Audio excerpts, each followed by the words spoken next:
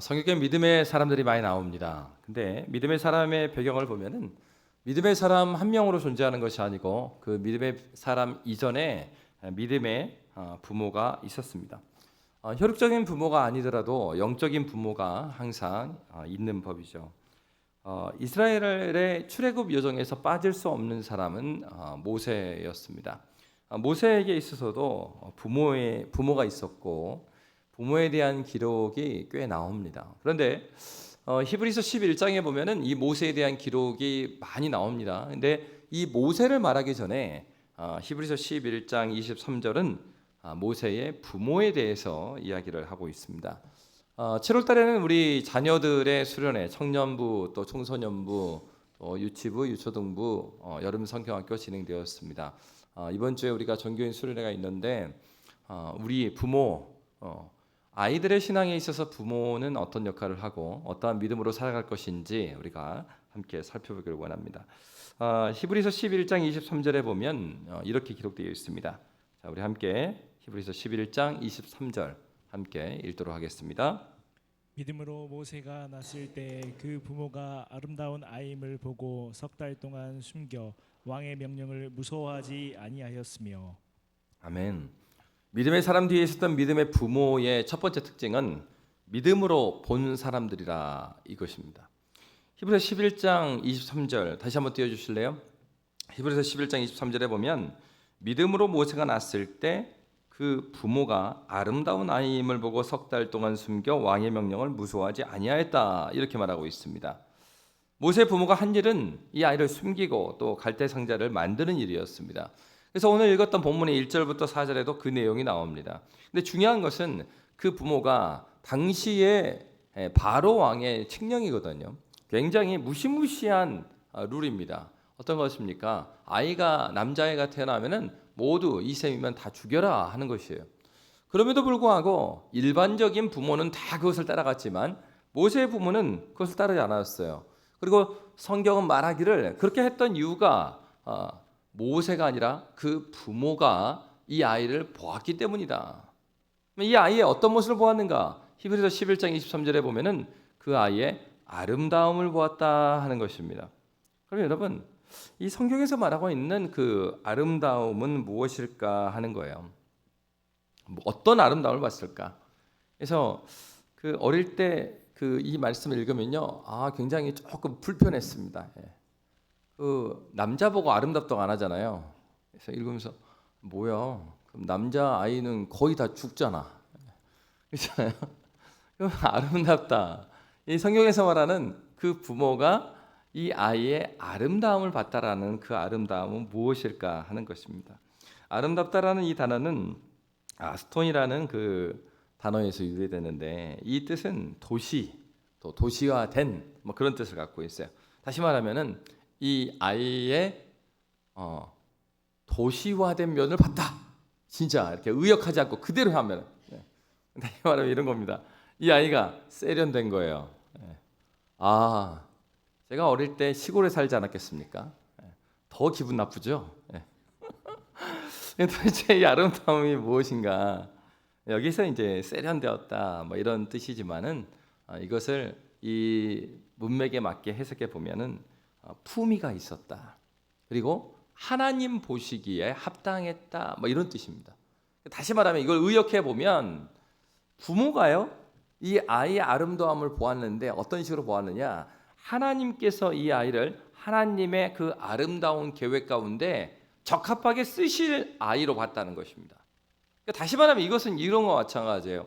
그러니까 오늘날 우리가 자녀들을 바라볼 때 그렇게 바라보는 경우가 많죠. 과거에는 우리 자녀들을 바라볼 때 어떻게 바라봅니까? 이 아이가 우리 가문을 빛낼 아이다. 뭐 이렇게 생각을 하죠. 그래서 이 아이가 아이 자체로 봐주는 것이 아니라 이 아이를 가문의 어떤 뛰어난 도구로. 오늘날은 어떻습니까? 뭐 가문 뭐 이런 것들을 신경 쓰는 부모는 많이 없죠. 근데 부모들이 어떤 생각을 해요? 이 아이를 내가 이루지 못한 어떤 걸 해줄 아이로. 보통 보면요, 아주 공부를 잘했던 부모는 아이에게 그 정도로 공부를 시키지 않습니다. 공부 안 시키면서 뭐라 그러냐면은 그것도 몰라 이렇게 말하죠. 그냥 머리가 좋은 거예요. 근데 또 그러면은 공부를 잘 못했던 부모는 어떻게 하냐? 엄청 공부를 또 시켜요. 그러니까 이런 경우가 많아요. 이 자녀를 내가 이루지 못한 무엇을 이룰 아이로 보는 거예요. 그것도 잘못된 거죠. 중요한 것은 하나님께서는요, 여러 번 말씀드렸지만 목자와 양의 비유를 보면 하나님께서는요, 그의 양을 알죠. 목자 되신 하나님은 그의 양을 알되 어떻게 알아요? 각각의 이름을 안다고 그랬어요. 다시 말하면은 하나님께서는 우리 한 명 한 명을 하나님의 비밀한 창조의 목적 가운데에 계획을 가지고, 우리 하나님은 어떤 하나님이십니까? 지혜가 무한하고 영원하고 불변하신 분이에요. 그러니까 어쩌다가 이 아이를 이 세상에 보내신 분이 아니란 말이에요. 하나님의 지혜의 풍성함 가운데에 하나님의 창조의 목적에 쓰시려고 이 아이 한 명 한 명을 만드신 거란 말이죠. 다시 말하면 모세의 부모는 이 아이를 볼 때 하나님의 그 구원의 계획, 창조의 목적과 구원의 계획에 잇대어서 이 아이를 봤던 것이에요. 수많은 부모는 당시에 자기 자녀를 강에다 버리는 걸 좋아했던 부모는 어디 있습니까? 아무도 없지요. 그럼에도 불구하고 그때에 너무나 서슬파란 이 바로의 이 폭력에 있어서 순응을 했어요. 그러나 이 모세의 부모는 누구의 관점으로 해요? 그런 바로라 하더라도 그 바로보다 우리 하나님이 더 크신 하나님이시다. 크고 높으신 하나님, 능력의 하나님, 그 하나님의 시각으로 이 아이를 봤던 것입니다. 여러분, 믿음의 사람들은 보는 게 다르다는 얘기죠. 여러분, 어떻게 자녀들을 어떤 눈으로 보고 계십니까? 때로는 우리의 눈은 우리를 속이는 역할을 많이 합니다. 우리 육신의 눈으로 볼 때 이 아이의 어떠한 모습을 보고 아이를 판단하는 경우가 많죠. 그러나 모세의 부모는 하나님의 말씀에 잇대어서 모세를 바라보았습니다. 그러면 이 아름다움, 이 아이의 아름다움을 발견한 모세의 부모가 했던 일이 무엇인가 하는 것입니다. 오늘 본문에 보면은 1절부터 우리 4절 말씀 함께 읽겠습니다. 1절부터 4절 함께 읽습니다. 시작. 레위 가족 중 한 사람이 가서 레위 여자에게 장가들어 그 여자가 임신하여 아들을 낳으니 그가 잘생긴 것을 보고 석 달 동안 그를 숨겼으나 더 숨길 수 없게 되매 그를 위하여 갈대 상자를 가져다가 역청과 나무진을 칠하고 아기를 거기에 담아 나일 강가 갈대 사이에 두고 그의 누이가 어떻게 되는지를 알려고 멀리 섰더니. 아멘.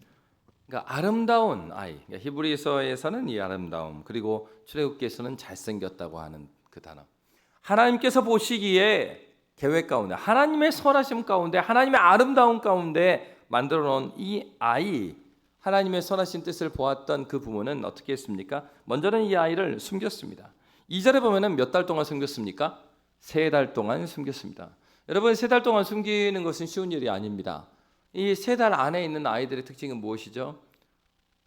정말로 환경이 어렵고 그러니까 야, 소리가 내면은 네가 죽을 수가 있어. 야, 소리 내지 마.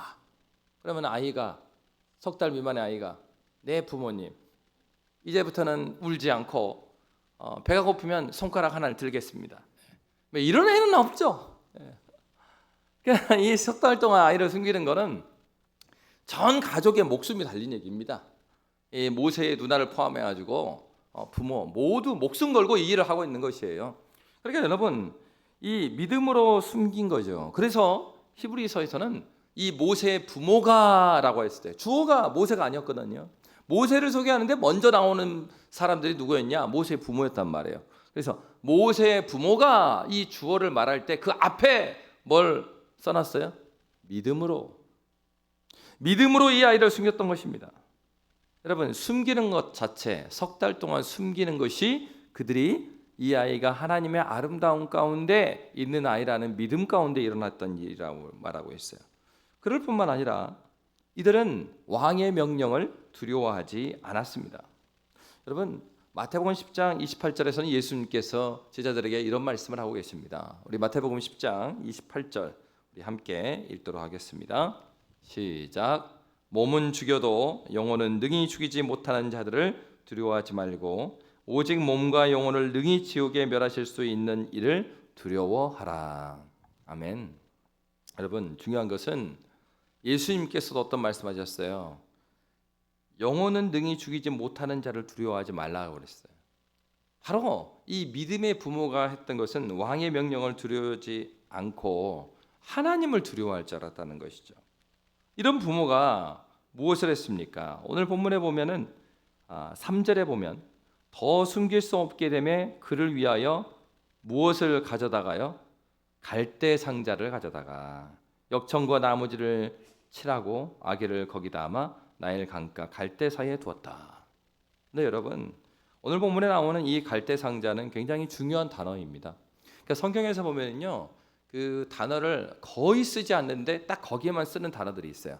이 갈대 상자가 그런 단어입니다.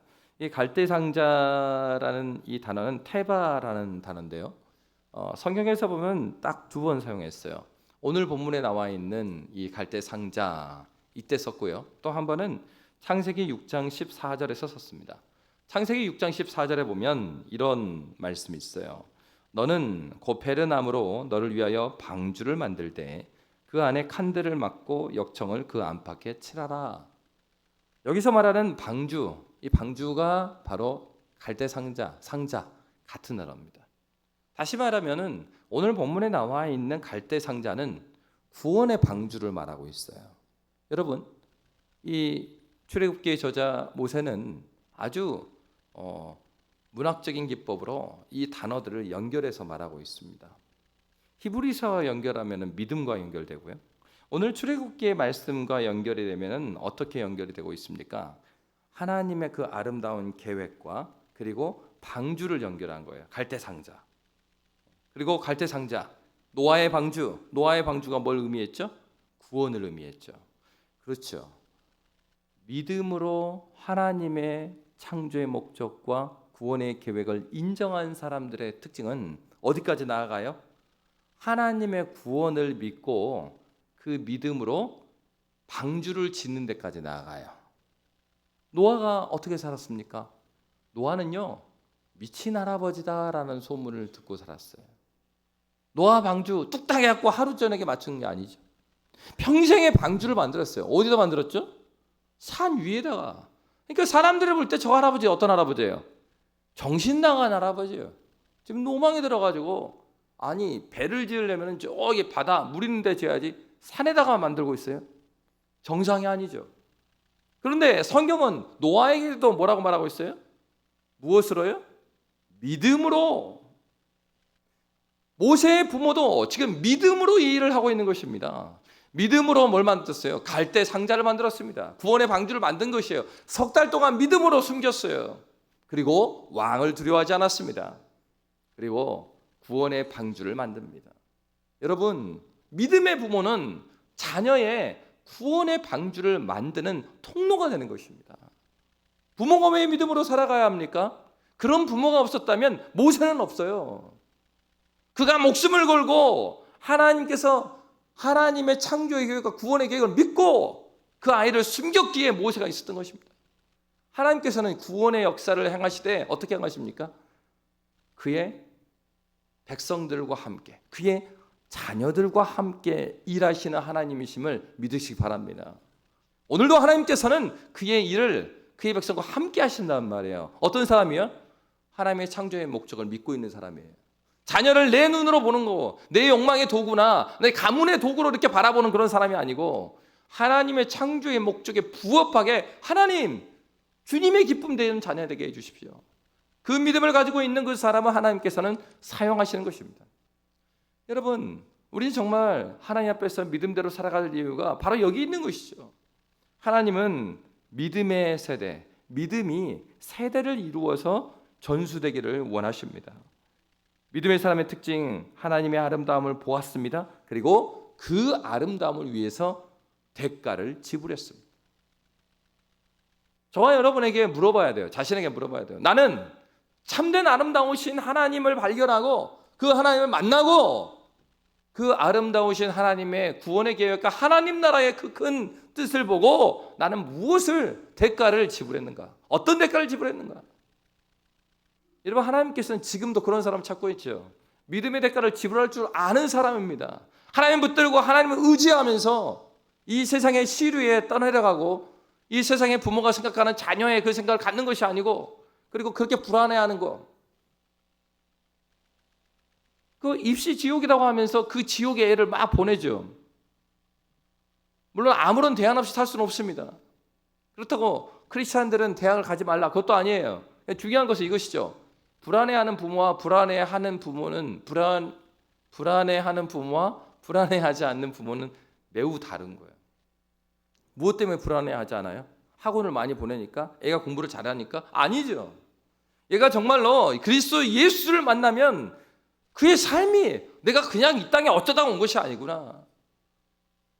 하나님 나라의 영광을 위해서 나를 어떤 부분에서 부르셨을까? 여러분 요셉이 어떻습니까? 애굽의 종으로 팔려갔지만은요. 요셉은 마지막까지 야곱이 가르쳐줬던 아브라함과 이삭과 야곱의 하나님의 그 언약 가운데서 자기의 꿈을 계속해서 물었어요. 하나님 남의 꿈을 다 해석해 주는데 하나님께서 나에게 주셨던 그 꿈은 언제 이루어질까요?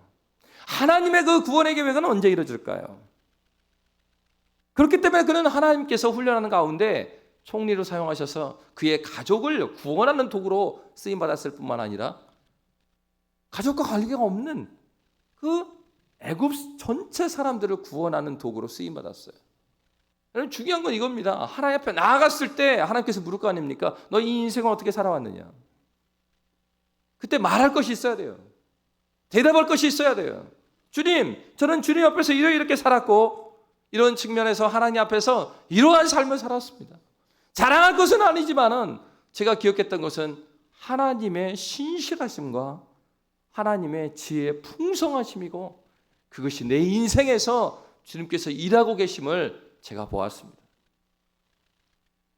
마지막 때 우리 주님께 고백할 것이 있는 사람이 되어야 되는 것이죠. 우리 자녀들도 그냥 그렇게 이 인생을 살아가다가 그 주님께 나아가는 자들이 아니라 어떤 삶이요?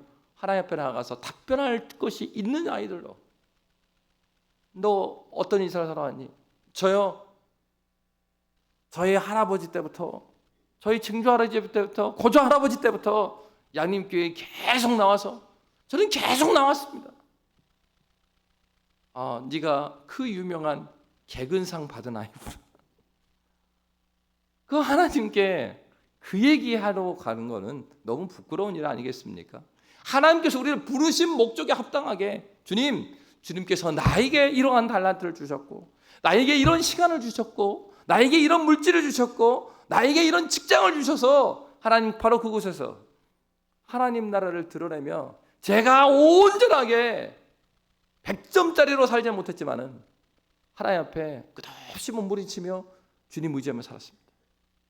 주님, 그럼에도 불구하고 저는 부족합니다. 주님 나를 붙들어 달라고. 그런 믿음의 아이. 누구로부터요? 하나님께서 먼저 보낸 부모로부터 그 믿음을 배워간 것이죠. 성경은 분명히 그렇게 말하고 있습니다. 믿음으로 행한 결과는 어땠습니까? 하나님의 아름다움을 보고 그 아름다움을 위해서 대가를 지불했던 부모가 있었고요. 그리고 그 결과가 이렇게 나와 있습니다. 여러분 5절부터 우리 9절 말씀입니다. 자, 5절부터 9절 제가 한 절 읽고요. 여러분이 한 절 읽고 교독하겠습니다.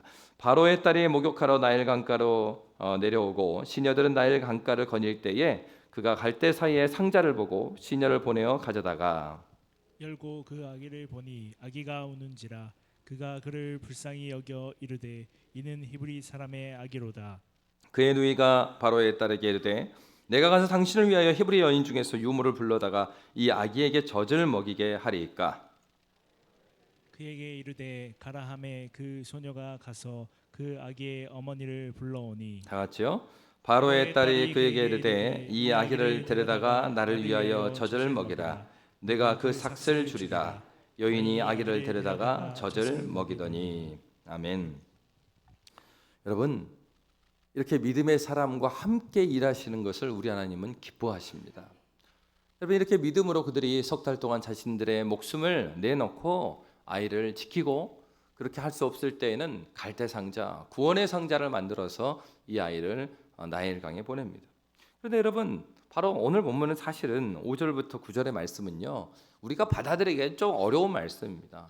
왜냐하면 일국의 그 왕이고, 당시의 일국이라는 것은, 이 애굽이라는 것은요, 그 지역에 있어서, 전 세계에 있어서 아주 커다란 문명입니다. 큰 문명이 두 개가 있었어요. 메소포타미아 문명하고 또 애굽 문명이죠. 그래서 어떨 때는 이 메소포타미아가 커지면 애굽을 치러 옵니다. 애굽이 커지면 메소포타미아로 가요. 그러니까 아주 강력한 나라. 그러니까 오늘날로 하면은 뭐 미국과 뭐 중국 이렇게 볼 수도 있겠죠. 그런데요, 바로 그 한 나라의 아주 강대한 나라의 딸이에요. 공주잖아요. 근데 공주가 나일강에 목욕하러 갔답니다. 그런데 그러면 그 경비들이 그 주변을 안 살펴보겠습니까? 살살시 살펴보죠. 그리고 그 상황에서 오늘 본문에서 뭐라고 말해요? 아이가 갈대상자가 발견이 돼요. 이 갈대상자를 딱 보게 되니까 6절에 보면은 이는 히브리 사람의 아기로다. 그러니까 너무 뻔하잖아요. 아이가 죽을 것 같으니까 아이를 죽이지 않게 하기 위해서 지금 이렇게 해놓은 게 눈에 딱 보여요. 근데 여기서 멈추지 않죠. 누가 나타나요? 그의 누이가 나타납니다. 그러니까 하는 얘기가 뭐예요? 젖먹이는 유모 찾아서 줄까요? 네. 그러면은 그 젖먹이는 여자아이가 나타나고 그 얘기를 해요. 그러면 이게 딱 보이죠? 뭐가 보이세요? 그 유모가 누구겠어요? 엄마죠. 엄마. 야, 이건 뭐 가족 사기단이구나. 저 어떻게 살아보겠다고 이렇게 다 왔겠구나. 이게 누가 봐도 이거는 뻔한 겁니다. 근데 중요한 건 이거예요. 누가 봐도 이거 걸린 거잖아요. 그럼 잡혀가야 맞는 것이죠. 그런데 오늘 본문에 보면은 그렇게 하잖아요. 보니까 아기에게 젖먹이게 하리까 이렇게 꼬마가 누나죠. 꼬마가 이렇게 제안을 합니다. 그러니까 8절에 뭐라고 하면 바로의 딸이 8, 9절에 바로의 딸이 그에게 이르되 가라 하매 그 소녀가 가서 그 아기의 어머니를 불러오니 바로의 딸이 그에게 이르되 이 아기를 데려다가 나를 위하여 젖을 먹이라. 내가 그 삭슬 주리라. 여인이 아기를 데려다가 젖을 먹이더니. 여러분 자녀에게 젖 먹이고 돈 받은 사람 손 들어 보세요. 예. 기가 막힌 일이 일어난 거예요. 여러분, 하나님께서, 그러니까 사실은 그 5절부터 9절은요 되게 어색해요. 그러니까 바로의 공주가 이러면 안 돼. 사실 바로의 딸이 이러면 안 돼요. 그럼 바로 자 군사 불러가지고 잡아가라 뭐 이게 자연스러운 것이지. 그리고 아기가 나오고 바로 어머니 데려오고 이걸 다 수용한단 말이에요.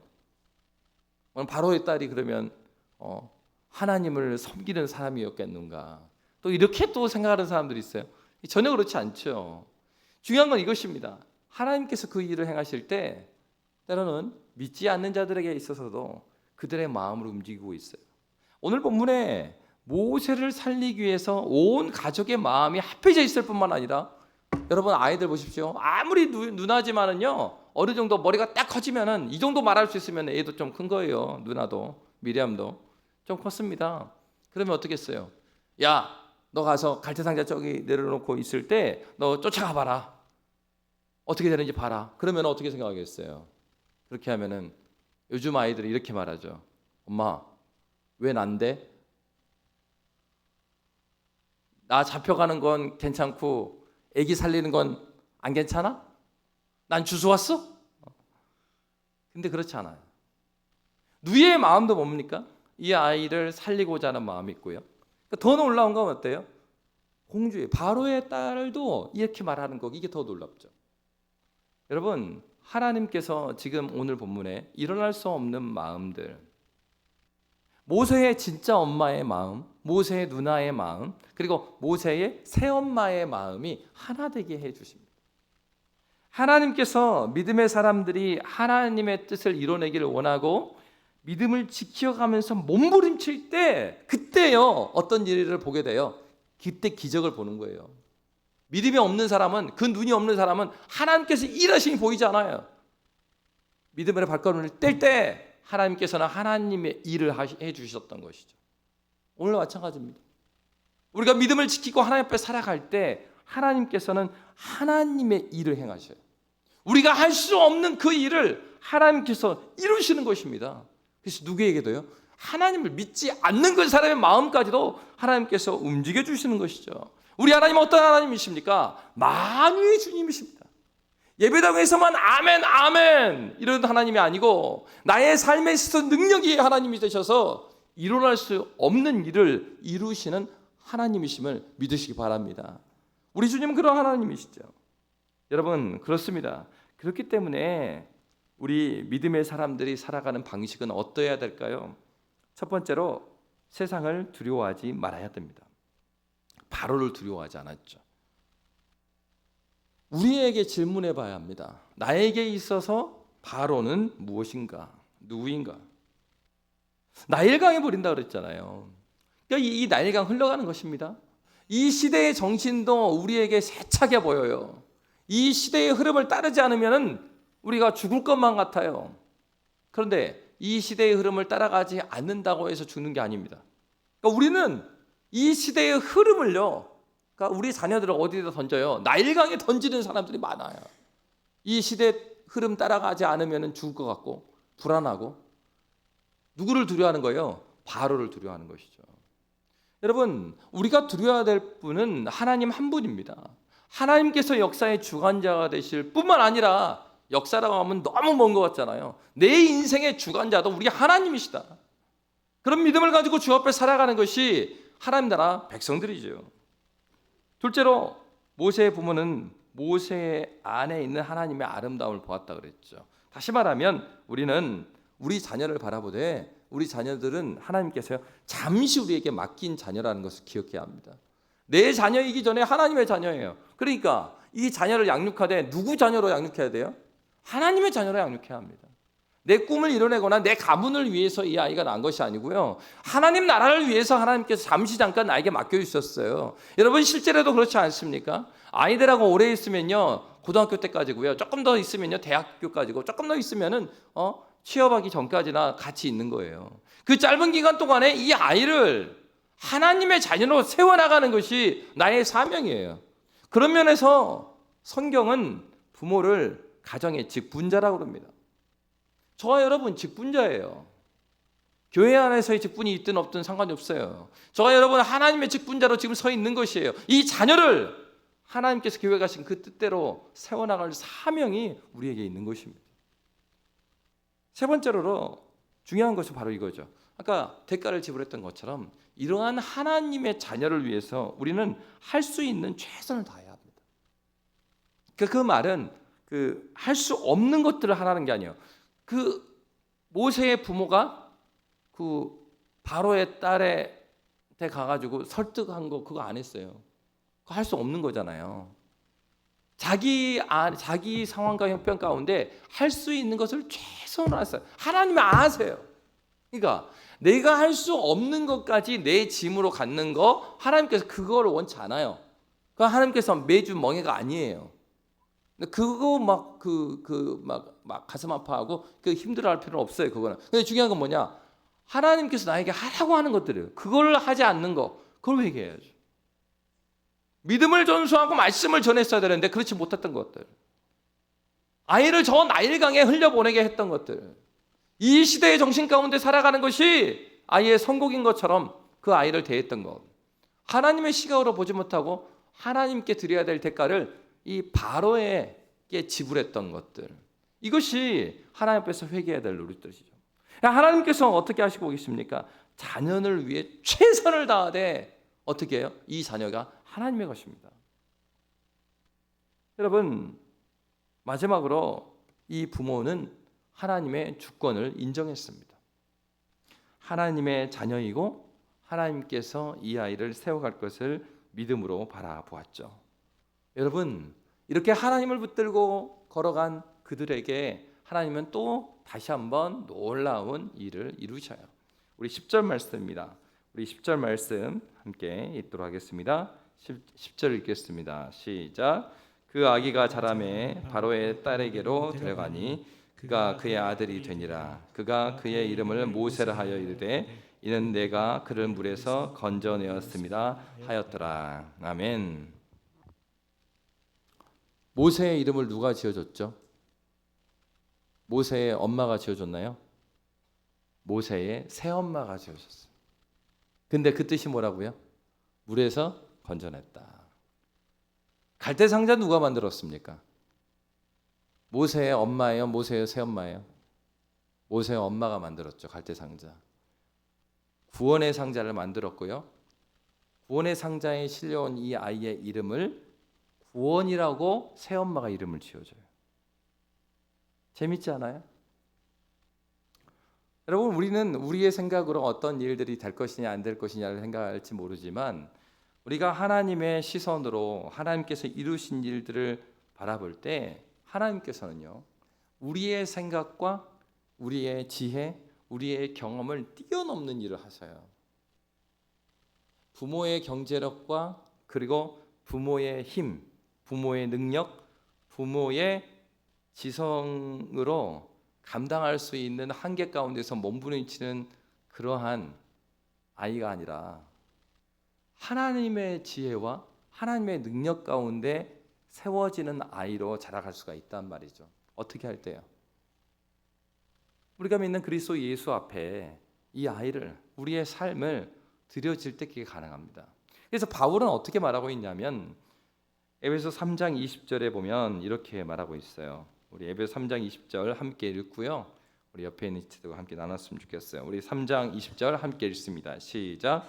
우리 가운데서 역사하시는 능력대로 우리가 구하거나 생각하는 모든 것에 더 넘치도록 능히 하실 이에게. 아멘. 바울은 그런 믿음이 있었죠. 계속 띄워놓으세요. 화면에. 우리가 구하거나 우리가 생각하는 모든 것에 더 넘치도록 능히 하실 그 주님. 우리가 믿는 하나님은 그런 하나님입니다. 내가 노력하고요, 내가 무엇인가 이 나일강 흐름에 이 아이를 집어넣으면요, 제일 잘해봐야 내 수준을 못 넘어요. 잘하면. 근데 중요한 것은 우리 가운데 역사하시는 그 하나님의 능력대로 이 아이를 그리스도 예수의 아이로 세워나갈 때 우리가 구하거나 생각하는 모든 것에 더 넘치도록 누가요? 우리 주님께서 능히 해 주시는 것입니다. 여러분, 우리 옆에 있는 분들하고 한번 인사했으면 좋겠어요. 요 띄워놓은 그대로 그 초록색 있죠? 우리 옆에 있는 분들한테 인사할 때 우리가 구하거나 생각하는 모든 것에 더 넘치도록 능히 하시는 하나님의 은혜가 당신과 당신의 자녀에게 충만하기를 원합니다. 함께 인사 나누도록 하겠습니다.